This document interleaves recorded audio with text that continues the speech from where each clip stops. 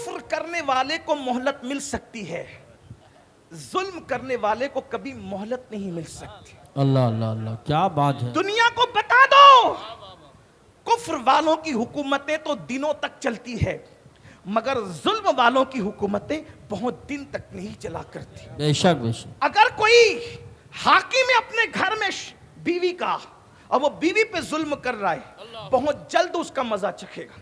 وہ بچوں پہ ظلم کر رہا ہے، بہت جلد مزہ چکھے گا۔ وہ پڑوسیوں پہ ظلم کر رہا ہے، بہت جلد مزہ چکھے گا۔ اب سنو اور غور سے سنو، جب دوسروں پہ ظلم کرنے والا برباد ہوتا ہے تو جو خود پہ ظلم کرے اس سے بڑا ظالم کون ہو سکتا ہے؟ اللہ اللہ۔ جو دوسروں پہ ظلم کرے اس کو خدا مہلت نہیں دیتا، جو اپنی جان پہ ظلم کرے اس کو خدا مہلت کیسے دے سکتا ہے؟ اللہ اکبر۔ بے شک۔ اندازہ فرمائیں۔ آپ کہیں گے کہ اپنے آپ پہ ظلم کا مطلب کیا؟ تو قرآن کہتا ہے وَلَوْ أَنَّهُمْ إِذْ ظَلَمُوا، بے شک۔ جو اپنی جانوں پہ ظلم کرے، تو پتا چلا جانوں پہ ظلم کا مطلب کیا ہے؟ جانوں پہ ظلم کا مطلب یہ ہے کہ انسان گناہ کر کے اللہ کو ناراض کرے۔ یہ اپنے آپ پہ ظلم ہے۔ کیوں؟ دوسرے پہ ظلم کرے گا تو مارے گا، دوسرے پہ ظلم کرے گا تو کاٹے گا، دوسرے پہ ظلم کرے گا تو پیسہ چھینے گا، دوسرے پہ ظلم کرے گا تو حق تلفی کرے گا۔ لیکن جب گناہ کرے گا تو اپنے آپ کو جہنم کا مسافر بنائے گا، اپنے آپ کو جہنم کا ایندھن بنائے گا۔ یاد رکھنا، چھینا ہوا پیسہ واپس ہو سکتا ہے، چھینا ہوا پیسہ واپس ہو سکتا ہے، مارنے کے بعد معافی تلافی ہو سکتی ہے، لیکن گناہ کر کے آپ نے آپ کو جہنمی بنا لیا، اس کا حل کیا ہے؟ اپنے آپ پہ ظلم کر رہا ہے مسلمان تو وہ بادشاہ کی مٹی، بکھری ہوئی مٹی سے، اس کٹورے سے، ٹوٹے ہوئے کٹورے سے آواز آتی ہے کہ وہی بادشاہ کی میں مٹی ہوں۔ کیسے؟ کہ اللہ کو وہ بھول گیا، اور جب اللہ کو بھول گیا تو پھر اللہ نے اس کو غفلت میں موت عطا کی، وہ مر گیا، اور مرنے کے بعد اس کو دفن کر دیا گیا۔ صدیوں میں نیچے کی مٹی اوپر آئی، صدیوں میں نیچے کی مٹی اوپر آئی، اور اس مٹی کو کیا انجام سے گزرنا پڑا؟ اس پہ لوگوں نے پاخانہ کیے، اس پہ لوگوں نے پیشاب کیے۔ اللہ کو بھولنے والوں، اللہ نہ کرے اپنے ساتھ بھی یہ ہو سکتا ہے کہ اپنی بکھری ہوئی مٹی پہ بھی لوگ پاخانہ کر سکتے ہیں، جی۔ گندگی کر سکتے ہیں، پیشاب کر سکتے ہیں، بکریاں لید کر سکتی ہے، کتے پیشاب کر سکتے ہیں۔ اور یاد رکھنا، مٹی مٹی میں ملنے سے احساسات ختم نہیں ہوتے۔ آقا علیہ السلام نے فرمایا جس چیز سے زندے کو تکلیف پہنچتی ہے اسی چیز سے مردے کو بھی تکلیف پہنچتی ہے۔ تھوڑا تصور میں لاؤ، تھوڑا تصور میں لاؤ، نرم نرم گدوں پہ لیٹ کر زنا کی فلمیں دیکھنے والوں، ذرا تصور میں لاؤ کرکٹ کے نام پر جوا کھیلنے والوں، ذرا تصور میں لاؤ بہنوں کا حق دبانے والوں، ذرا تصور میں لاؤ کانوں میں ایئر فون لگا کر گانے سننے والوں۔ مرنا تو ہے، جب اپنی مٹی پہ کتے پیشاب کریں گے کیا ہوگا؟ جب اپنی مٹی پہ سور پیشاب کریں گے، اللہ نہ کرے، اللہ کی امان، معاذ اللہ ثم معاذ اللہ، ممکن ہے وہ غیور خدا، غیرت والا خدا، وہ جس کو جو چاہے عذاب دے، اس کو عذاب سے کوئی روک نہیں سکتا۔ اور اس کی شان غیرت یہ ہے اگر وہ چاہے تو اسم اعظم دے کر اسم اعظم چھین لے، اور جس کی زبان پہ اسم اعظم جاری ہوتا ہے پھر اس کی زبان کو کتے کی طرح لٹکا دے، پھر قیامت تک قرآن میں اس کا ذکر بھی بیان کر کے اس کو ذلیل و رسوا کر دے۔ بے شک ہے نا؟ کتنا مقرب تھا وہ جسے بلعم باور کہتے ہیں۔ فرشتے جس اسم اعظم کو پڑھ کے آسمانوں پہ جاتے ہیں اور جس اسم اعظم کو پڑھ کے زمینوں پہ آتے ہیں، وہ اسم اعظم کس کو یاد تھا؟ بلعم باور کو یاد تھا، ہے نا؟ بلعم اس کا نام تھا۔ بنی اسرائیل کی اولیاء میں لوگ اس کو شمار کرتے تھے، لیکن قدرت نے اس کو ولیوں میں شمار نہ کیا۔ دنیا کے چکر میں اور مال کے چکر میں وہ نبی کا دشمن بنا، نبی کے خلاف بد دعا کی، دنیا کے مال کی وجہ سے. یہ بات بھی آپ کو بطور نصیحت کہتا ہوں، حالانکہ میں نصیحت کے قابل نہیں، لیکن بطور یاد رکھنا، پوری دنیا ایک پلڑے میں رکھ دی جائے اور نبی کی بغاوت پر آمادہ کیا جائے تو نبی ہے. کبھی نبی کی نالین کے خلاف بھی بولنے کی کوشش مت کرنا. جی بے شک بے شک. اس لیے کہ جو نبی کی نالین کی گستاخی کرے، فتاوی عالمگیری کے مصنفین اس کے لیے حکم صادر کرتے ہیں کہ جس نے نالین مصطفیٰ صلی اللہ علیہ وآلہ وسلم کی گستاخی کی وہ کافر ہو گئے. جب نبی کی نالین انسان کو کفر تک لے جاتی، نبی کی نالین کی گستاخی، تو اندازہ فرمائے جو نبی کی توہین کرے اس کا انجام کیا ہو. جی بے شک. اندازہ فرمائے. اس لیے اس کا انجام کیا ہوا. تو عرض یہ کر رہا تھا، اللہ کو بھولنے والوں ذرا تصور کرو، گناہ کر کے جرائم کیا نہیں کر رہے ہو. سفید کپڑے پہن کر، داڑیاں رکھ کر، ٹوپیاں پہن کر اور حاجی، نمازی اور فلاں فلاں صاحب کے ٹائٹلوں کے ساتھ اگر انسانوں میں معزز کہلاتے ہو تو مخلوق میں عزت دار بننے کی کوئی حیثیت نہیں ہے. جی بے شک. اصل عزت خالق کے نزدیک ہے، خالق کے بے شک بے نزدیک. شک. بے شمار لوگ وہ ہیں جن کو مخلوق بیٹھنے کے لیے جگہ بھی نہیں دیتی، جو بیمار پڑ جائیں تو ان کی عیادت بھی نہیں کی جاتی، جو مر جائیں تو ان کے جنازے میں لوگ شرکت بھی نہیں کرتے، وہ آ جائیں تو ان کو بھگا دیا جاتا ہے. لیکن اللہ کے نزدیک ان کی عزت وہ ہے، اگر کسی بات میں قسم اٹھا لے تو اللہ ان کی قسم کو پورا کر دے. سبحان اللہ. نعرہ تکبیر. صرف وہ اللہ کے نزدیک اس سے عزت حاصل کرتے ہیں. آج ہم انسان اگر دیکھ رہا ہے تو کھڑے ہو کے پانی نہیں پیتے، سی سی ٹی وی کیمرے کی زد میں ہے تو گٹکا نہیں تھوکتے، سی سی ٹی وی کیمرے کی زد میں ہے تو پان نہیں تھوکتے. سی سی ٹی وی کیمرے کی زد سے ڈرنے والوں، اللہ کی نگاہیں ہمیں دیکھ رہی ہے. پھر مسلمان زنا کیسے کر رہا ہے، مسلمان شراب کیسے پی رہا ہے، مسلمان جوا کیسے کھیل رہا ہے. تو تھوڑی دیر تصور کرو. میری گفتگو تھوڑی سی آج سمجھنے سے متعلق ہے، تھوڑا احساس کر لیجئے. اللہ اکبر. اللہ کو ناراض کر کے مرے، مٹی مٹی میں مل گئی. اللہ نہ کرے کتے پیشاب کر رہے ہیں، سور پیشاب کر رہا ہے، بکریاں پیشاب کر رہی ہے، انسان پاخانہ کر رہے ہیں. بتاؤ کیا بنے گا مسلمانوں. اور یاد رکھنا، میرے اللہ کی خفیہ تدبیر سے ڈرو، میرے اللہ کی خفیہ تدبیر سے بچو. وہ جس کے ساتھ جو چاہے سلوک کر سکتا ہے. اللہ اکبر. میرے بھائیوں ذرا سوچو تو صحیح، اتنی محنت کرتے ہو، جسم کو اتنا سنوارتے ہو، جسم کو اتنا بچاتے ہو، ایک دن یہ جسم مر جائے گا. ذرا تصور کرو، پاپ کرتے ہو، جرائم کرتے ہو، اس جسم میں کیڑے پڑیں گے، پڑنے تو ہے نا، اس جسم میں کیڑے پڑیں گے، اس جسم کو قبر کی مٹی کھائے گی، اس جسم کو قبر کے کیڑے کھائیں گے. کبھی سوچا اللہ اللہ مچھر جسم سے گزر جائے کیا کیفیت ہوتی ہے، مکھی جسم پر چلے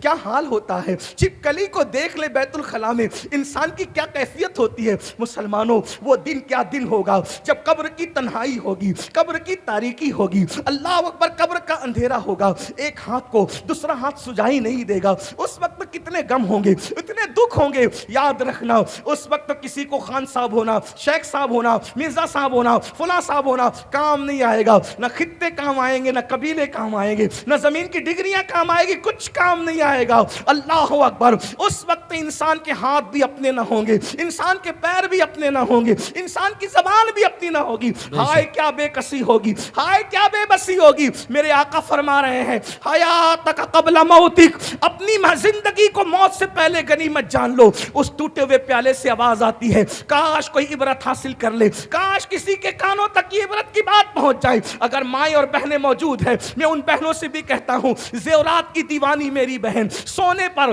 گولڈ پر اپنا سب کچھ قربان کرنے والی میری بہن، ہر شادی میں نئے کپڑے کا مطالبہ کرنے والی میری بہن، گھنٹوں ٹی وی کا منہ پکڑ کر سیریلوں کو دیکھ کر اپنے بچوں کی تربیت نہ کرنے والی میری بہن، ایک دن تیرا بھی تو جنازہ اٹھنا ہے، ایک دن تو نے بھی تو دنیا سے جانا ہے. بتاؤ اے میری قوم کی بہن، بتاؤ. اللہ اکبر. تیرا شوہر تو کسی فیکٹری کا مالک ہو سکتا ہے، تیرا شوہر تو چند جو ہے وہ کسی دکان کا مالک ہو سکتا ہے، روپیوں کا مالک ہو سکتا ہے، لیکن اللہ اللہ میں نے تو ان عورتوں کی زندگیوں کو بھی پڑھا ہے جن عورتوں کو ہلدی اور چندن سے روزانہ نہلایا جاتا تھا. میری بہن تو زیورات کی محبت میں اللہ کو بھول گئی.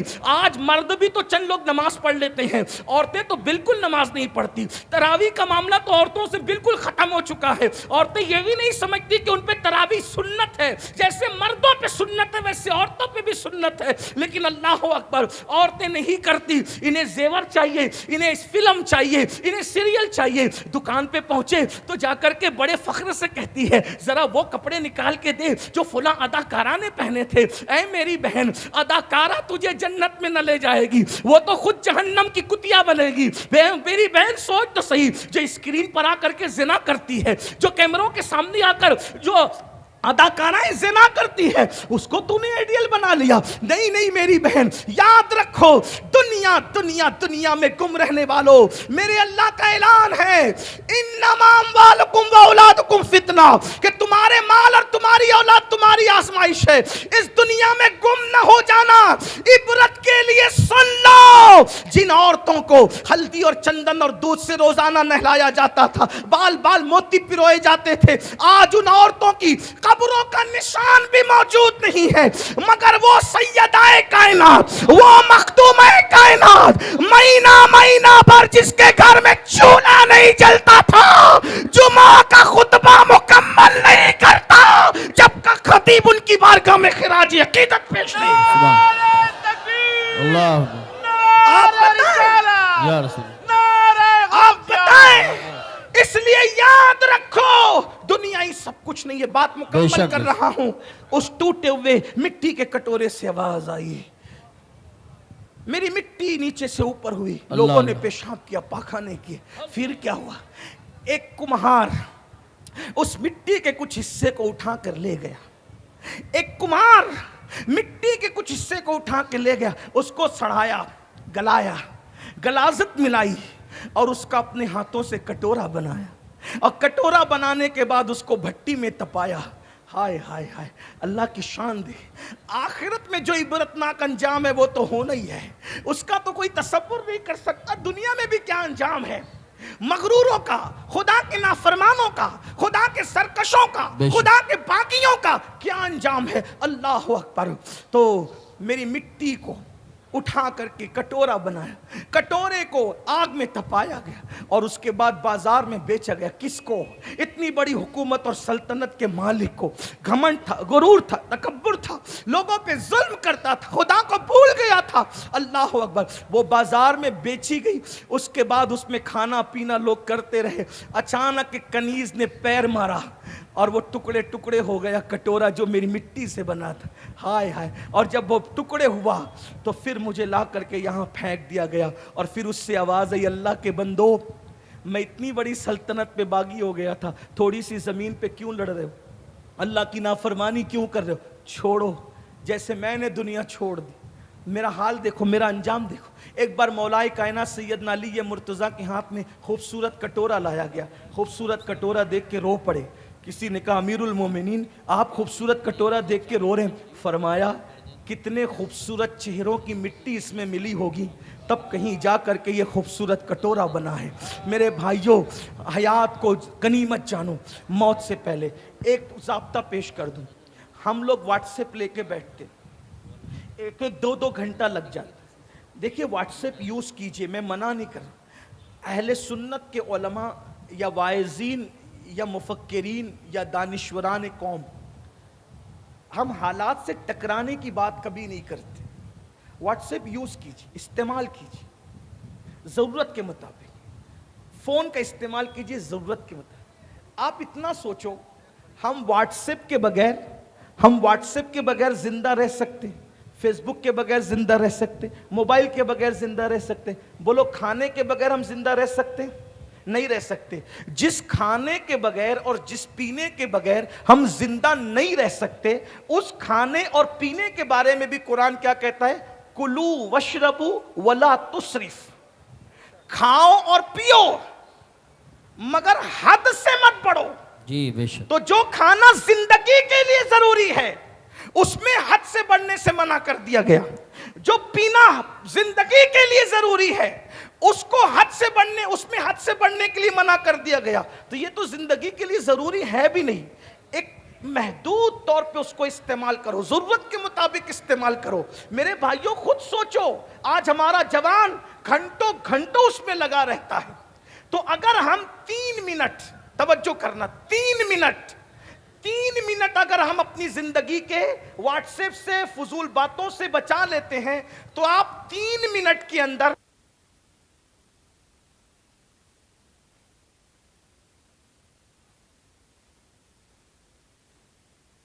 سے کم 150 مرتبہ صلی اللہ علیہ وسلم، یہ مختصر درود شریف 3 منٹ میں 150 مرتبہ پڑھ سکتے ہیں، اور اگر سبحان اللہ پڑھنا چاہیں تو کم سے کم 3 منٹ میں 100 بار آپ سبحان اللہ پڑھ سکتے ہیں۔ یاد رکھیے، جب مرنے والے مریں گے تو مرنے کے بعد ہر انسان پچھتائے گا۔ میرے بھائیوں، میں بات وہ ایک سمیٹتے ہوئے آگے کی روایت پڑھنا چاہتا تھا، لیکن بات سمیٹتے ہوئے آج کل کیا اپنا دماغ کیا بنا ہے، مائنڈ سیٹ ہے، قبر میں حضور آئیں گے صلی اللہ علیہ وسلم۔ توجہ کرنا، میں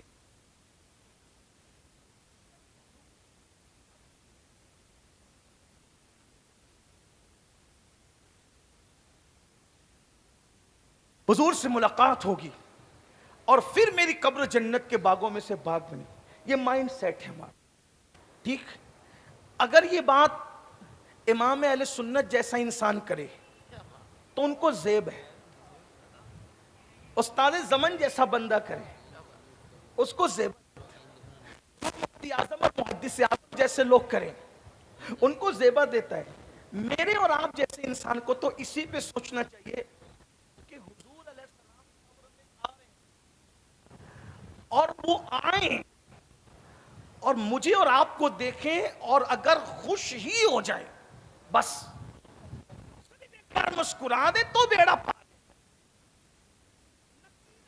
کے جواب آسان، مگر حضور علیہ السلام ہماری قبر سے رخصت ہو جائے یہ امتحان زیادہ مشکل ہے۔ شیخ محقق شیخ عبداللہ محدث دہلوی رحمۃ اللہ علیہ فرماتے ہیں، جب تم رسول اللہ کو سلام کرتے ہو اور تمہارے چہروں پہ داڑیاں نہیں ہوتی تو اللہ کے رسول علیہ السلام تم سے رخ پھیر لیتے۔ توجہ کرنا، ذرا میری بات پہ غور کرنا، اللہ کے رسول علیہ السلام جن چہروں پہ داڑیاں نہیں ہیں ان سے رخ پھیر لیتے ہیں۔ پھر وہ حدیث ایک طویل، کئی اس کے اندر روایتیں موجود ہیں، جس نے سونے کی انگوٹھی پہنی اس سے رخ پھیر لیا، جس نے اونچا مکان بنایا اس سے رخ پھیر لیا، جس کے گھر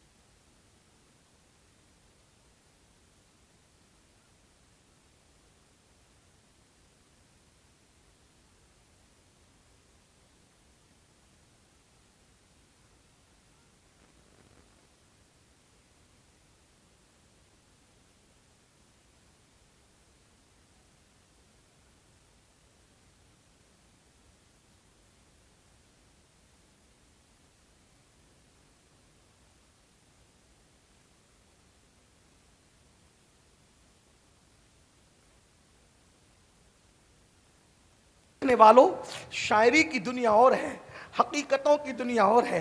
قبر کے فیصلے میرے اور آپ کی مرضی کے مطابق نہیں ہونے، قبر کے فیصلے ہماری اپنی طبیعتوں کے مطابق نہیں ہونے. ذرا توجہ کرو میرے بھائیوں, دنیا کے امتحان میں ایک بار ناکام ہو گئے پھر کامیابی کا چانس ہے, لیکن آخرت کے امتحان میں ایک بار ناکام ہو گئے پھر کامیابی کا کوئی چانس نہیں ہے. توجہ کر لو, سوچ لو, آقا اپنی چچی مولائے کائنات جیسا بیٹا جس کا بیٹا, جعفر طیار جیسی شخصیت جس کا بیٹا, سیدہ فاطمہ جیسی ہستی جس کی بہو, وہ فاطمہ بنت اسد کی قبر میں حضور لیٹ گئے. اور لیٹنے کے بعد اللہ سرکار سے پوچھا, آقا آپ نے پہلے کبھی ایسا نہیں کیا؟ آقا فرماتے ہیں میں اس لیے اپنی امی کی قبر میں لیٹ گیا تاکہ اللہ اس کو قبر کے فتنے سے بچا لے. اللہ اس کو, میری ماں کو, کون ماں جو بھوکا رہ کر کے میرے آقا کو کھلایا کرتی. آقا نے کہا یہ میری ماں ہے, میری ماں کی بجائے خاتم الولایت سید السادات جس کا بیٹا ہو. توجہ کریں, ابھی یہاں میرے بھائی پیری مریدی کی نسبت کی بات نہیں ہو رہی. حضور کی چچی ہے, حضور کی امی ہے, مولائے کائنات کی امی ہے, سیدہ فاطمہ الزہرا کی اللہ اکبر ساس ہے. اور آقا فرما رہے میں قبر میں اس لیے لیٹ گیا تاکہ میری امی قبر کے آزمائش سے بچ جائے. تو کسی کو تعجب ہو, یا رسول اللہ یہ آپ کی امی جان فاطمہ بنت اسد کے بارے میں آپ یہ کہہ رہے ہیں کہ قبر کی آزمائش سے بچ جائے؟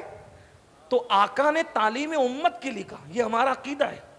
حضور کی نسبتیں ہر مقام پر کام آئے گی, ہمارا نہ, لیکن تعلیم امت کے لیے کہا. کیا کہا؟ یہ تو فاطمہ بنت اسد ہے, میں اپنے بیٹے ابراہیم ابن محمد کے لیے بھی یہ کہتا ہوں. آپ غور کریں, جو محمد ابن ابراہیم تھے نا حضور کے شہزادے, پہلی بات تو وہ جوان ہی نہیں ہوئے, وہ جوانی کی عمر کو نہیں پہنچے.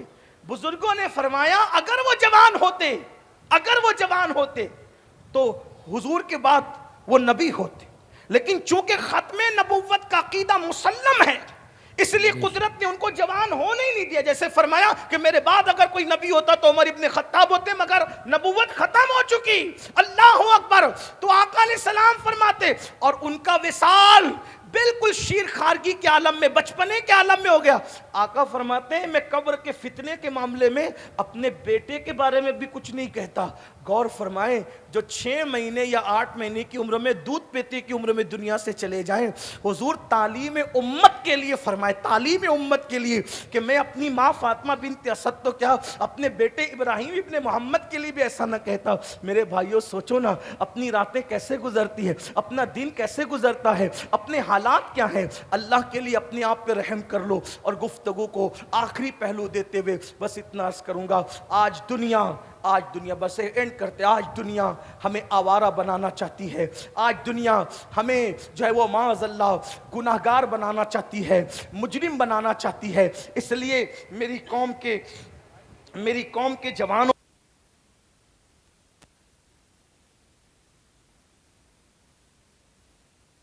کا عادی, کبھی جوے کا عادی بنانا چاہتی ہے. ایک بات یاد رکھنا, دنیا کو جو لرزہ ہے اور جو تکلیف ہے, جو اذیت ہے, وہ یہ ہے کہ ہم مال میں آگے بڑھ جاتے ہیں, ہم دولت میں آگے بڑھ جاتے ہیں, ہم ڈگریوں میں آگے بڑھ جاتے ہیں, لیکن اخلاق اب بھی مسلمانوں کے پاس وہ ہے کہ اخلاق کے معاملے میں دنیا کی کوئی قوم ان سے جیت نہیں سکتی. اب بھی مسلمانوں میں وہ اخلاق موجود ہیں. لیکن میرے بھائیوں, شراب کی وجہ سے, جوے کی وجہ سے, نشے کی وجہ سے ہمارے اخلاق اب دن بدن بدلتے جا رہے ہیں. ہمارے جوانوں سے وہ چیزیں چھینی جا رہی ہے. بالخصوص مسلم محلوں کے اندر خود مسلمان ظالم نام کے مسلمان نشہ بیچتے ہیں, نشہ آور چیزیں بیچتے ہیں, نشہ آور چیزوں کو فروخت کرتے ہیں, جوؤں کے دھندے کرتے ہیں. میں ان سے پوچھتا ہوں, نشہ بیچنے والوں ذرا سوچو, اگر تمہارا بیٹا اسی طرح تم سے نشے کی چیز مانگے گا تو کیا تم اس کے ہاتھوں ایسی موت فروخت کرو گے؟ کیا پیسہ ہی سب کچھ ہے؟ کیا دولت ہی سب کچھ ہے؟ میرے بھائیوں, دنیا کے اندر حلال کمانے والوں کا مال دنیا میں رہ گیا, حلال کمانے والے اپنا مال ساتھ نہ لے گئے, آپ اور ہم کیا ساتھ لے جائیں گے؟ اور میرے جوانوں سے کہتا ہوں, یاد رکھنا, جب تک تم جوے سے اور نشے سے بچتے رہے اس وقت تک تمہارا معیار بہت بلند رہا. میرے بھائیوں, میں تمہاری منت کرتا ہوں، تم جوان ہو، قوم کا سرمایہ ہو، قوم کے لیے جو ہے وہ بہت عظیم سرمایہ ہو۔ جوان کسی قوم کی گویا کہ زلف پریشاں کو سنوارنے کا، نکھارنے کا ایک سبب ہوتا ہے۔ آپ جانتے ہیں جتنے صحابہ کرام ایمان لائے، سب میں زیادہ بڑی عمر کے صحابی کون تھے؟ حضرت سیدنا ابو بکر صدیق، افضل البشر بعد الانبیاء بالتحقیق۔ سیدنا ابو بکر صدیق سب سے بڑی عمر کے صحابی تھے، اور ان کی عمر کتنی تھی ایمان لاتے وقت؟ 37 سال تھی۔ یعنی 37 سال میں بھی انسان بوڑھا نہیں ہوتا۔ یعنی حضور کے سب سے بڑی عمر کے صحابی کی عمر کتنی تھی مکے میں ایمان لاتے وقت؟ 37 سال۔ اس کا مطلب ہر صحابی جوان تھا۔ تو اسلام میں جو انقلاب آیا ہے وہ جوانوں کے ذریعے سے آیا ہے، اور آج جوانوں کو ٹارگٹ کیا جا رہا ہے۔ اللہ اکبر۔ سعد ابن ابی وقاص کہتے ہیں میرے چہرے پہ داڑھی کے بال بھی نکلنا شروع نہیں ہوئے تھے، میں نے جنگ احد میں حضور پہ آنے والے تیر کو اپنے سینے پہ روکا ہے۔ اور آقا ارشاد فرماتے ہیں لوگوں جوانوں کی قدر کرو۔ آقا نے فرمایا اس لیے ہم جوانوں تمہاری قدر کرتے ہیں۔ کیوں قدر کرتے ہیں پتہ؟ کیونکہ ہمارے آقا نے فرمایا کہ جوانوں کی قدر کرو، کیونکہ جب میں نے نبوت کا اعلان کیا تو بڈھوں نے میری دعوت کو رد کر دیا اور جوانوں نے میری دعوت کو قبول کر لیا۔ آقا نے فرمایا جوانوں نے میری دعوت کو قبول کر لیا، اس لیے جوانوں کی قدر کرو۔ اور یاد رکھنا ہر عبادت کرنے والے کو صلہ ملتا ہے، مگر اللہ کے رسول صلی اللہ علیہ وآلہ وسلم ارشاد فرماتے ہیں اللہ اکبر، جو جوان عبادت کرتا ہے اور گناہ سے بچتا ہے اللہ اسے 70 صدیقوں کے برابر ثواب عطا فرماتا ہے۔ شہید سے بھی بڑا ہے، صدیق کا مرتبہ ولی سے بھی بڑا ہے۔ نبوت کے بعد جو مرتبہ ہے وہ صدیقیت کا مرتبہ ہے۔ جوانی میں عبادت کرنے والا 70 صدیقوں کا ثواب پاتا ہے، اور آقا ارشاد فرماتے ہیں جوانی میں عبادت کرنے والے کو بوڑھوں پہ ایسی فضیلت ہے جیسے مرسلین کو اللہ نے لوگوں پہ فضیلت عطا فرمائی۔ اس لیے گناہ چھوڑ دو، گناہ سے نکل جاؤ۔ جوانی کی تعظیم اور جوانی کی قدر ایک عزت دار مہمان کی طرح کیا کرو۔ ہلدوانی والو، گرد نواز آنے والو، کیا فرمایا مولائے کائنات کا قول؟ جوانی کی قدر ایک شریف اور عزت دار مہمان کی طرح کیا کرو۔ شریف مہمان زیادہ کہیں نہیں ٹھہرتا، شریف مہمان زیادہ سے زیادہ 3 دن رکتا ہے۔ ایسا ہی 3 دن کے بعد تو مہمانی رہتی نہیں ہے۔ اگر 3 کو 10 سے ضرب دے دے تو 30 سال۔ آپ کو بھی ایسے ہی کہتا ہوں، جیسے شریف مہمان 3 دن سے زیادہ نہیں ٹھہرتا، ویسے آج کل جوانی بھی ایسی مہمان ہے جو 30 سال سے زیادہ کسی کے پاس نہیں رہتی۔ 16 سال سے شروع ہوتی ہے، 16 سال سے شروع ہوتی ہے اور 40 سال سے ختم ہونے لگتی ہے، اور 45-46 تک آتے آتے جوانی ختم ہو جاتی ہے۔ گھٹنوں کا درد، بال سفید، کمر کا درد، الگ الگ امراض، جوانی میں جو کھاؤ سب ہضم ہو جاتا ہے، لیکن 40 کے بعد انسان سوچ سوچ کے کھاتا ہے، یہ کھاؤں تو نقصان نہ، وہ کھاؤں تو نقصان نہ، وہ کھاؤں تو نقصان۔ تو جوانی کی قدر شریف مہمان کی طرح کیا کرو، اس کی عزت کرو۔ جیسے مہمان آنے کے لیے جاتا ہے، جیسے جانے کے لیے آتا ہے، مہمان جانے کے لیے، جوانی بھی جانے کے لیے آئی ہے۔ شراب پیو گے، نشہ کرو گے، ماں باپ کی ناقدری کرو گے، جہالت میں گم ہو جاؤ گے، اپنے وقت کو برباد کرو گے، یہ جوانی گزر جائے گی۔ جوانی پلنے کا، پالنے کا، جوانی ترقی کا، عروج کا وقت ہے۔ جوانی میں جو کما لیتا ہے بڑھاپا اچھا گزرتا ہے۔ جوانی میں مال بھی کماؤ، جوانی میں اعمال بھی کماؤ۔ اسلام افراط و تفریط سے پاک ہے۔ اگر تم لوگ نکڑوں پہ بیٹھے رہو گے تو مال کیسے کماؤ گے؟ اور ایک بات یاد رکھنا، میں ہر جلسے میں یہ بات کہتا ہوں کہ مسلمانوں مالدار بنو۔ یہ تمہیں کس نے سبق پڑھا دیا کہ اسلام غریبوں کا مذہب ہے؟ اگر اسلام صرف غریبوں کا مذہب ہوتا تو نظام زکات زکوٰۃ کیوں ہوتا؟ نظام زکوٰۃ تو ہے اس لیے، اور نظام صدقہ کیوں ہوتا؟ غلاموں کو آزاد کرنے کا نظام کیوں ہوتا؟ آپ مجھے بتائیں، کیا غریب غلاموں کو آزاد کرے گا؟ کیا زکوٰۃ غریب دے گا؟ کیا صدقہ غریب دے گا؟ آپ مجھے بتائیں، کیا مسجدیں غریب بنائیں گے؟ کیا مدرسے غریب چلائیں گے؟ آپ مجھے بتائیں تو صحیح۔ اللہ اکبر، غریب تو دوسروں کے آگے ہاتھ پھیلاتا ہے۔ بڑی معذرت کے ساتھ، میری فکر سے کوئی متفق ہو یا نہ ہو، آپ اختلاف کر سکتے ہیں، لیکن میں بڑی ذمہ داری سے ان مقدس علماء کی موجودگی میں کہہ رہا ہوں، رسول اعظم سے لے کر غوث اعظم تک، امام اعظم تک، ہمارے یہاں کوئی غریب اور مفلس نہیں ہے، اور نہ غریبی اور مفلسی کا کوئی تصور ہے۔ بڑی معذرت کے ساتھ، ہاں چند لوگوں کو غریب ضرور رکھا، وہ چند لوگوں کی اصلاح کے لیے رکھا، چند لوگوں کی تسلی کے لیے رکھا۔ اللہ اکبر، اس لیے یاد رکھنا، زکوٰۃ کا تصور ہمارے یہاں ہے کسی اور قوم میں زکوٰۃ کا تصور؟ اللہ اکبر، کہ سال میں ایک مرتبہ 2.5% نکالو، فطرے کا تصور ہمارے یہاں ہے۔ اللہ اکبر، غلاموں کو آزاد کرنے کا تصور ہمارے یہاں ہے۔ بڑی معذرت کے ساتھ، اس لیے مالدار بنو، محنت کرو اور کوشش کرو۔ اور جہاں تک اللہ کے رسول کی بات ہے، میں بار بار لوگوں کو یاد دہانی کرا رہا ہوں کہ اگر لوگوں کے کندھوں سے کندھا ملا کے کھڑے ہونا ہے، بازو سے بازو ملا کے کھڑے ہونا ہے، اور اسلام کو اور مسلمانوں کو ذلت سے بچانا ہے، تو اتنا کماؤ کہ جس قیمت کا لباس لوگ گھر سے پہن کے نکلتے ہیں، اس سے قیمتی تم پہن کر کے نکلو، تاکہ تمہیں کوئی حقارت کی نظر سے نہ دیکھ سکے۔ حضور علیہ السلام نے مکے میں پیون کا لباس پہنا، لیکن جب مدینہ منورہ میں بڑے بڑے مغرور سردار ملنے کے لیے آتے تو حضور ان سے زیادہ قیمتی جبے پہن کر بیٹھا کرتے تھے۔ وہ جو تحفے لے کر آتے، اس سے قیمتی تحفے لے کے بیٹھا کرتے تھے۔ سرداروں کے پاس تو کپڑے تھے، مگر یہاں لباس بھی تھا، حسن بھی تھا، روحانیت بھی تھی۔ آنے والا آتا تو متاثر ہو کے جاتا اور اپنا دل قربان کر کے جاتا۔ اس لیے یاد رکھنا، حالات کے تحت بدلنا ہوگا، لیکن کب تم مالدار بنو گے؟ 3 بجے تک انٹرنیٹ پہ زنا کی فلمیں دیکھو گے اور دوپہر میں 12 بجے تک سو کے اٹھو گے تو کیا ترقی کرو گے؟ اسکول میں جا کے لڑکیوں کو پٹاؤ گے تو کیا ڈگریاں حاصل کرو؟ یہ ہنسنے کی بات نہیں ہے۔ او ظالموں، جیسے بلی کی نیت چھچڑے میں ہے، ویسے تم نے اپنا کردار بنا لیا۔ جملے تلخ لگے تو معاف کرنا۔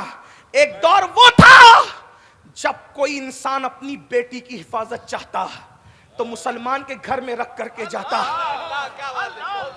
اپنے رشتہ داروں کے گھر میں نہیں، مسلمانوں کے گھر میں، کہ یہ مسلمان ہے، یہ سب کچھ کر سکتا ہے، کسی کی بیٹی پر کبھی پاپ کی نظر نہیں اٹھا سکتا۔ یہ اپنا کردار تھا، یہ اپنا، کہاں گیا وہ کردار؟ کہاں گیا وہ؟ تو قصہ پاری نہ ہو کر کے رہ گیا۔ تو میری گزارش ہے، رات کو جلدی سویا کرو، صبح کو جلدی اٹھا کرو۔ لوگوں کی صبح سورج نکلنے کے بعد ہوتی ہے، ہماری صبح سورج نکلنے سے پہلے ہوتی ہے۔ بے شک، سورج نکلنے سے بہت پہلے اپنی صبح ہوتی ہے۔ جب اپنی دکان سورج نکلنے سے پہلے کھلے گی تو جو سورج نکلنے کے بعد آئے گا تو بولو ترقی کس کو زیادہ ملے گی؟ پھر اس کے بعد ہر قوم کوئی نہ کوئی چھٹی کا دن مناتی ہے، کوئی سیٹرڈے مناتی ہے، کوئی سنڈے مناتی ہے۔ ہمارے یہاں کوئی دن چھٹی کا نہیں، ہمارے یہاں کوئی دن چھٹی کا نہیں، کوئی دن چھٹی کا نہیں ہے۔ بے شک، ہمارے لیے جو سب سے قیمتی دن ہے وہ جمعہ ہے، عید المومنین، اس میں بھی چھٹی نہیں۔ کیا کہا؟ اذا نودی للصلاۃ من یوم الجمعہ فاسعوا الی ذکر اللہ وذروا البیع۔ جب جمعہ کی اذان ہو تو کاروبار بند کر دو۔ کاروبار وہی بند کرے گا جس نے کھولا ہے، جی مطلب جمعہ کو بھی کھول کے رکھو، جمعہ کو بھی۔ جو 6 دن کمائے گا اس کی ترقی، اور جو 7 دن کمائے گا اس کی ترقی۔ کون زیادہ ترقی کرے گا؟ یہ جو دیندار اور دنیا دار کی خود ساختہ لکیریں تم نے بنائی ہے، یہ کوئی دنیا دار اور دینداری کی لکیریں کام نہیں آ سکتی۔ اگر کوئی بندہ فرائض واجبات کی پابندی کے ساتھ دکان پہ حلال کما رہا ہے تو وہ دنیا دار نہیں ہے، اسلام کی نظر میں وہ بھی دیندار ہے۔ بے شک، سبحان اللہ، سبحان اللہ، وہ بھی دیندار ہے۔ اس لیے کہ ایسا ہوا ہے، ایک صاحب فجر پڑھ کے سیدھا مارکیٹ جانے لگے تو کسی بزرگ نے کہا یا رسول اللہ کتنا اچھا ہوتا اس نے جانے میں جلدی کر دی۔ میرے کریم آقا نے فرمایا اگر یہ حلال کے لیے جا رہا ہے، اپنے بچوں کی محتاجی سے، اپنے بچوں کو محتاجی سے بچانے کے لیے رہا ہے تو اس کا مارکیٹ میں جانا بھی عبادت ہے.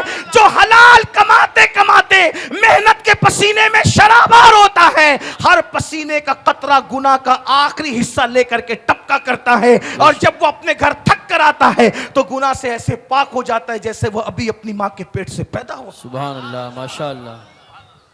مال کماؤ لیکن کیسے؟ فرعون کی طرح نہیں. مال کماؤ نمرود کی طرح نہیں. مال کماؤ بخت نصر کی طرح نہیں. مال کماؤ شداد کی طرح نہیں. بے شک. مال کماؤ صدیق اکبر کی طرح. مال کماؤ عثمان غنی کی طرح. مال کماؤ امام حسین کی طرح. مال کماؤ امام حسن کی طرح. کربلا کربلا کربلا سنتے ہو پڑھتے ہو, عقل نہیں آئی؟ آپ کے ہلدوانی میں بڑے سے بڑا کتنا بھی کروڑپتی آدمی ہو, اگر اس کے دروازے پہ کوئی بھیک مانگنے آئے زیادہ سے زیادہ کتنا دے گا؟ 10 روپے, 50 روپے, 100 روپے, اور اس پہ بھی سینہ پھلائے گا. کیا میرے قادری نے دیکھا کہ نہیں دیکھا؟ مفتی صاحب نے دیکھا کہ نہیں دیکھا؟ علامہ زاہد نے دیکھا کہ نہیں؟ یہی ہے نا. پتہ ہے امام حسین اور امام حسن کے دروازے پہ لوگ آتے تھے بھیک مانگنے. دوست لوگ نہیں, بھکاری لوگ بھیک مانگنے. 50-50 ہزار دے کے کہتے تھے اور ساتھ میں معافی بھی مانگتے تھے. آج بہت کم ہے اسی لیے اتنا دے دیا, کبھی زیادہ رہے گا تو پھر آ کر کے لے کے جائے. سبحان اللہ, سبحان اللہ. واہ. یہ غریب لوگ, یہ غریب لوگ ہیں جو 50-50 ہزار بھیک میں دے دے. یہ غریب لوگ ہیں. تو آپ کی اور ہمارے امام حسین بھی غریب نہیں, ہمارے اور آپ کے امام حسن بھی غریب نہیں, ہمارے آپ کے امام اعظم بھی غریب نہیں, ہمارے آپ کے غوث اعظم بھی غریب نہیں, ہمارے آپ کے رسول اعظم بھی غریب نہیں, بلکہ اللہ اکبر ہم انہیں غریب کس منہ سے کہیں؟ ظاہری میں بھی ان کی دولت لاکھوں میں تھی. یہ اور بات تھی, صبح آتی تھی شام کو تقسیم کر کے پیٹ پہ پتھر باندھ لیتے تھے, کیونکہ وہ غریبوں کے بھی رسول تھے اور امیروں کے بھی رسول. سبحان اللہ, سبحان اللہ. اس لیے اپنے وقت کا صحیح استعمال کرو اور مالداری کے چکر میں دینداری مت بھول جانا. اس لیے کہ مالداری کے ساتھ مالداری کے ساتھ اگر دینداری بھول جاؤ گے تو پھر فرعون بن جاؤ, جی جی, نمرود بن جاؤ, بخت نصر بن جاؤ گے. مالداری اوقات مت بھولنا. کتنا بھی اللہ نواز دے, کیا سمجھنا میں بندہ ہی ہوں. بے شک. اور دینے والے کو ہمیشہ یاد رکھنا. ایک بات یاد رکھنا, جو دینا جانتا ہے وہ چھیننا بھی جانتا ہے. بے شک. ہم لوگوں سے زیادہ انٹرنیٹ سے آپ کا تعلق ہے. لیبیا کے شہزادے کی تاریخ تمہیں پتہ ہے؟ نہیں پتہ ہے تو جا کے چیک کرنا. سعودی کے بادشاہ سے اس کے دوستانہ تعلقات, مصر کے شاہوں سے اس کے دوستانہ تعلقات, برطانیہ کے صدور سے اس کے دوستانہ تعلقات. اس کا حال یہ تھا, وہ عطر خریدتا نہیں تھا. لیبیا کا جو شہزادہ تھا وہ عطر خریدتا نہیں تھا.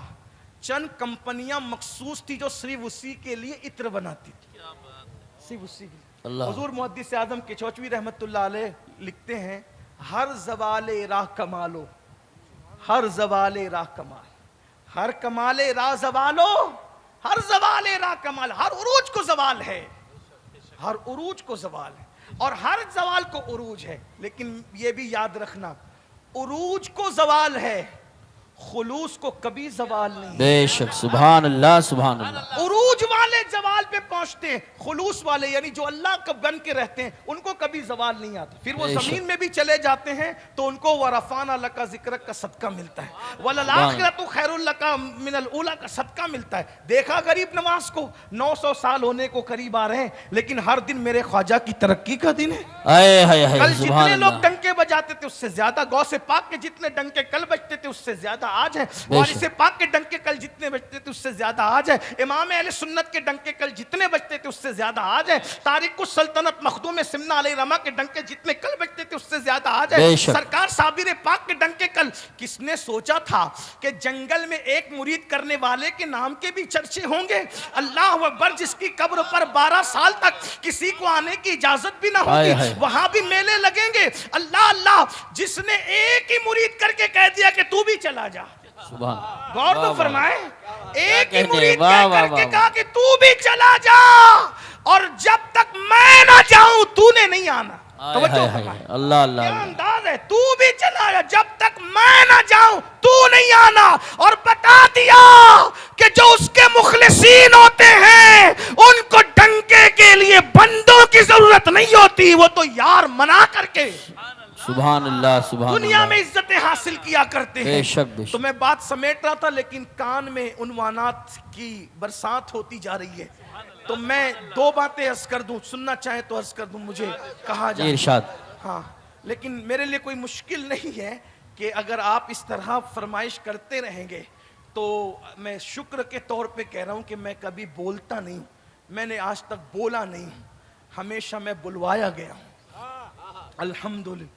اور غزل پڑھنے والے کو دشواری ہو سکتی ہے عنوان غزل کی فرمائش پر, انشاءاللہ مجھے دشواری ہے, میں آپ کو کہتا رہوں گا اگر آپ, لیکن آپ تھک نہ جائیں اس کا مجھے خوف ہے, آپ پک نہ جائیں اس کا مجھے خوف ہے. تو میں اپنی بات کو سمیٹنے لگا ہوں, لیکن توجہ کرنا, مالدار بنو, بہت مالدار تمہیں بننا ہے. اور موجودہ حالات میں ٹکراؤ کی کوشش مت کرو کسی سے بھی. بے شک آپ کے پڑوس میں کوئی رہتا ہو کسی سے نہ ٹکراؤ, مسلم رہتا ہے نہ ٹکراؤ, اگر مسلم نہیں ہے تو بھی مت ٹکراؤ, کیونکہ ہمارے نبی نے ہمیں پڑوسیوں کا حق بتایا. بے شک. اور مسلمان ہو یا مسلمان نہیں ہو ہمیں پڑوسی کے حق کو ادا, ہاں یہ ضرور ہے اگر مسلمان ہے تو ڈبل حق ہے اس کا, ایک پڑوسی ہونے کا ایک مسلمان ہونے کا, اور اگر مسلمان نہیں ہے تو کم سے کم ایک حق ہے, عیسائی ہو یہودی ہو کوئی ہو اس کا حق ہے کہ وہ آپ کا پڑوسی ہے.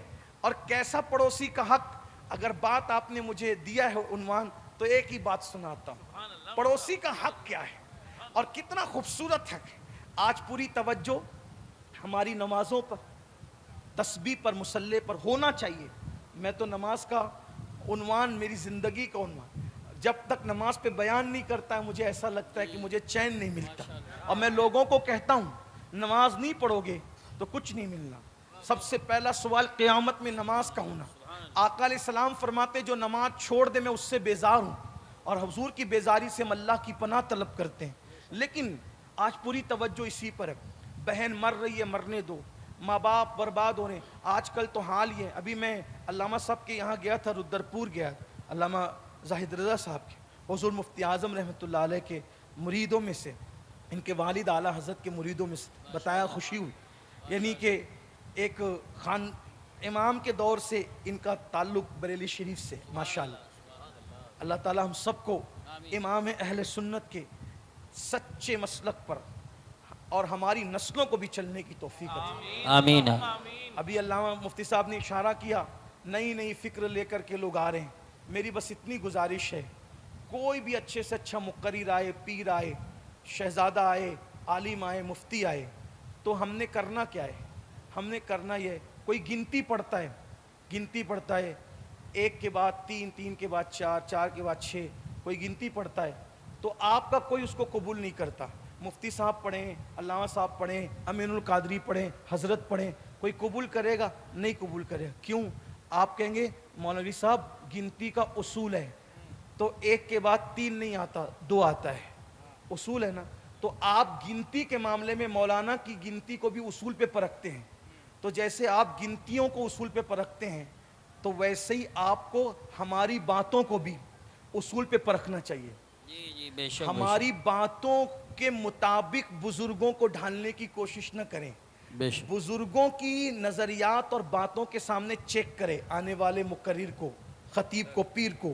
اگر اس کی بولی بزرگوں کی بولی سے ملتی ہے, کسی نسل کا سبحان اللہ, کسی نسل کا ہو, کسی خطے کا ہو, کسی قبیلے کا ہو, کسی سلسلے کا ہو, رنگ اس کا کیسا ہی ہو, ٹوپی اس کی کیسی ہو, جبہ پہنا ہوا نہ ہو اور کرتے پھٹے ہوئے جیسا ہو, اگر اس کی بولی بزرگوں کی بولی سے ملتی ہے سمجھ جانا یہ اپنا ہے.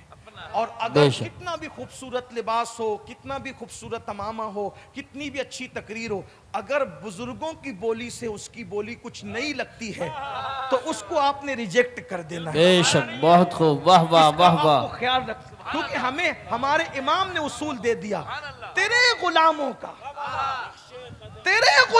کا نقش قدم رائے خدا وہ کیا بہک سکے جو یہ سراغ لے کے. سبحان اللہ, ماشاء اور اللہ. ہمارے بزرگ کون ہیں؟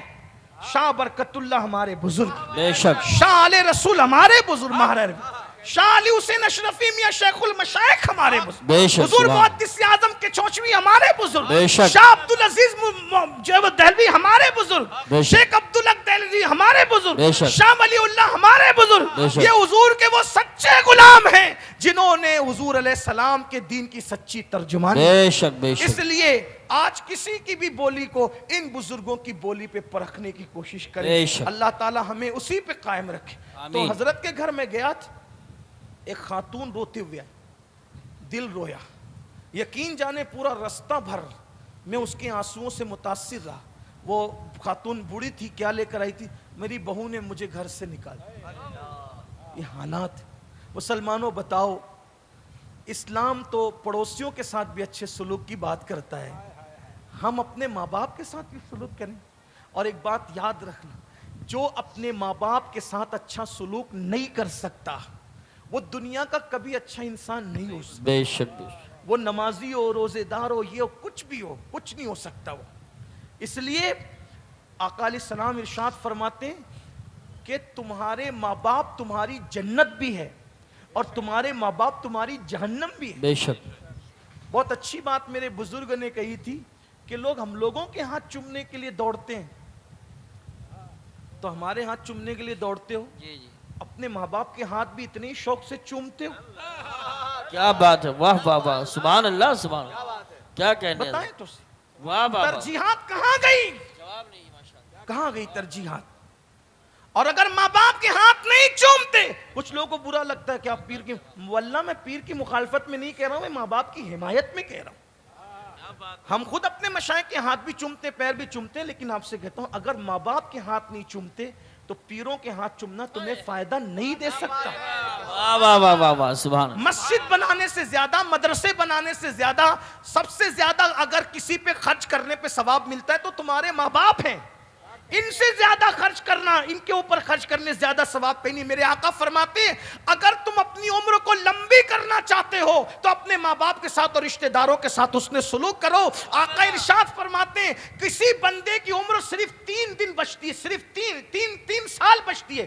حضرت امام فقی عبداللہ سمرقندی لکھتے ہیں کسی بندے کی عمر صرف 3 سال بچتی ہے، 3 سال، اور اللہ 3 سال سے اس کی عمر کو 30 سال تک بڑھا دیتا ہے. تو صحابہ کرام نے عرض کی یا رسول اللہ یہ اچانک 3 سال کی عمر 30 سال کیسے بڑھ جاتی ہے؟ تو آقا فرماتے ہیں جب بندہ اپنے رشتہ داروں کے ساتھ حسن سلوک کرتا ہے تو اس کی برکت سے اللہ 3 سال کو 30 سال میں بڑھا دیتا ہے. سبحان اللہ. اور پھر فرمایا کسی کی عمر 30 سال رہتی ہے، اچانک اس کی عمر گھٹتے گھٹتے 3 دن ہو جاتی ہے. صحابہ کرام نے عرض کی یا رسول اللہ 30 سال کی عمر گھٹ کر 3 دن میں کیسے آتی ہے؟ فرمایا اپنے رشتہ داروں کے ساتھ بدسلوکی کرتا ہے تو اللہ اس کی عمر کو گھٹا دیتا ہے. جلدی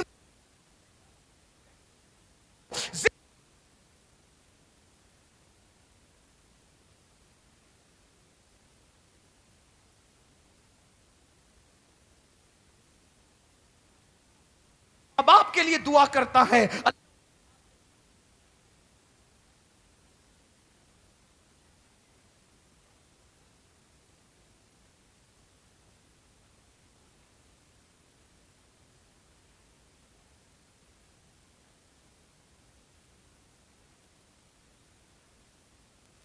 آخری بات عرض کرنے چلا تھا وہ یہ پڑوسی کے بارے میں. پڑوسی مطلب کیا؟ جو بازو میں رہتا ہے وہ نہیں، 40 گھر دائیں سے، 40 گھر بائیں سے، 40 آگے 40 پیچھے، یہ سب پڑوسی ہے اپنے. بے شک بے شک بے شک. ہماری جماعت کے ایک بہت بڑے مفکر بزرگ نے بہت پیاری بات کہی کہ جب اتنے پڑوسی ہیں تو اتنے لوگ پڑوسی بن گئے، 40 40 80 80 80 160 لوگ پڑوسی ہو گئے. تو اس میں تو پورا محلہ ہو گیا نا، 160 گھر میں پورا محلہ ہو گیا. تو اب ہمارا پڑوسی تو یہ بن گئے، لیکن چونکہ یہ ہمارا محلہ ہے تو بازو کا محلہ ہمارا پڑوسی محلہ ہو گیا. اب محلے سے محلہ ملا تو پورا گاؤں ہمارا ہو گیا، تو پڑوس کا گاؤں ہمارا پڑوسی ہو گیا. اور جب گاؤں سے گاؤں ملے تو پورا ملک ہمارا ہو گیا، تو پڑوس کا ملک ہمارا پڑوسی ہو گیا. اس کا مطلب دنیا کا ہر انسان ہمارا پڑوسی. جی بے شک سبحان اللہ. اور ہمیں حکم ہے جب تک پڑوسی کو نہ کھلاؤ تم نے سونا نہیں. آقا علیہ السلام ارشاد فرماتے ہیں جو پیٹ بھر کے کھا کے سوئے اور اس کا پڑوسی بھوکا ہو, یہ نہیں فرمایا کہ مسلمان ہو, نہیں, مطلقاً پڑوسی. دیکھیں تو صحیح, میں آپ سے یہی کہنا چاہتا ہوں, دنیا کو نفرت کی بولی بولنے دو, آپ محبت کی بولی بولو. سبحان اللہ. نفرتیں اور محبتیں جب لڑتی ہیں تو نفرتیں ہار جاتی ہیں, محبتیں جیت جاتی ہیں. سبحان اللہ سبحان جیت اللہ. ہمیشہ محبت کی ہوئی ہے, اس لیے آؤ محبت کا پیغام عام کریں. اور ہمارے آقا علیہ السلام نے محبتوں سے دل جیتے ہیں, حضور نے تلواروں سے نہیں محبتوں سے دل جیتے. تو بہت خوبصورت سا ایک واقعہ میری نگاہوں کے سامنے آ رہا ہے, وہ پیش کر کے بات ختم کروں, لیکن اس امید پر کہ آپ عمل کریں گے انشاءاللہ. انشاءاللہ. تو کھلاؤ, پڑوسیوں کو کھلاؤ, ان کی ضرورت کا خیال کرو. اب یہ ایک مسئلہ لوگ کہتے ہیں حضرات ہم تو چلو اس کے ساتھ اچھا سلوک کر رہے ہیں, وہ بدمعاشی کر رہا ہے تو کیا کریں. ہم نے کہا ہمیں حکم ہے وہ جو بھی کرے آپ کو اچھا سلوک کریں. بھائی اچھے کے مقابلے میں اچھا کیا تو آپ نے بدلہ دیا, لیکن برے کے مقابلے میں اچھا کیا تو اچھا سلوک ہے نا. تو آئیے پڑوسی کا معاملہ ہمارے حضور کے یہاں کیا تھا اس کو سن لیں. ایک مرتبہ حضور علیہ السلام نے سوچا, آقا نے سوچا کہ آج رات بڑی فرصت ہے, میں تھوڑا اس روایت کو اپنے الفاظ کے جامع میں کچھ شرح کے ساتھ بیان کر رہا ہوں تاکہ بچوں کو بھی سمجھ میں آ جائے, بہنوں کو بھی سمجھ میں آ جائے. آقا علیہ السلام نے سوچا آج فرصت ہے, آج مصروفیت بظاہر جو عام طور پہ حضور علیہ السلام کو رہتی تھی وہ نہیں ہے. تو حضور نے سوچا آج رات میں نے بہت لمبی نماز پڑھی, فرض نماز پڑھاتے تھے تو بہت مختصر پڑھاتے, اور جب نفل پڑھتے تھے تو بہت لمبی پڑھتے تھے, کبھی کبھی پیر سوج جاتے تھے کھڑے کھڑے, اتنی لمبی لمبی. آج میں نے آقا سوچ رہے میں نے لمبی نماز پڑھی, اور لمبی نماز کی نیت سے حضور نے نماز شروع کی. جیسی نماز شروع کی کان میں پڑوس سے ایک بچے کے رونے کی آواز آئی. غور کریں کس کی نماز ہے, جانے نماز کی نماز, جانے عبادت کی نماز, اللہ کے محبوب کی نماز, نماز لانے والے کی نماز. ہائے ہائے, جہاں ارکان جس کی اداؤں پر ترتیب پاتے ہیں تو نماز بنتے ہیں, اس رسول کی نماز ہے. عبادت نام ہے تیری گلی میں آنے جانے, بے شک سبحان اللہ. تیری سیرت تیری صورت زمانے سے نرالی ہے, تیری ہر ہر ادا پیارے دلیل بے مثالی. ہلدوانی والوں پھر کیا ہوا, گرد نواز سے آنے والوں, میرے آقا کے کان میں بچے کے رونے کی آواز آئی. میرے آقا نے ایک بچے کے رونے کی آواز پر اپنی نماز کو مختصر کر دی. اللہ کے رسول نے نماز مختصر کی ایک بچے کے رونے کی آواز پر, اور جب نماز مختصر کر لی تو حضور علیہ الصلوۃ والتسلیم جہاں سے آواز آ رہی تھی اس آواز پر چلتے چلتے گئے. تو دروازے پہ رکے تو کیا دیکھا کہ وہ دروازہ کسی مسلمان کا دروازہ نہیں بلکہ ایک یہودی کا دروازہ, اور وہ بھی یہودی بالکل کٹر وادی انسان جو حضور کی مخالفت میں آگے آگے رہتا. حضور کی مخالفت میں وہ اس کی بیوی آ گیا. حضور علیہ السلام نے دروازے پہ دستک دی, اندر سے آواز آئی کون؟ میرے کریم آقا نے فرمایا میں محمد ہوں صلی اللہ علیہ وآلہ وسلم. صلی اللہ محمد صلی اللہ علیہ وآلہ وسلم, اتنی رات تمہیں ہمارے دروازے پہ کیا کام؟ اندر سے عورت کی آواز ہے, کیا کام؟ میرے کریم نے فرمایا تمہارا بچہ رو رہا ہے نا. میرے کریم آقا نے فرمایا تمہارا بچہ رو رہا ہے نا, اس لیے تمہارے دروازے پر اس کا رونا, اس کے رونے کی آواز مجھے لائی ہے. سامنے سے جواب کیا آتا ہے بتائے, بچہ ہمارا روتا ہے, تمہیں اتنی تکلیف کیوں ہے؟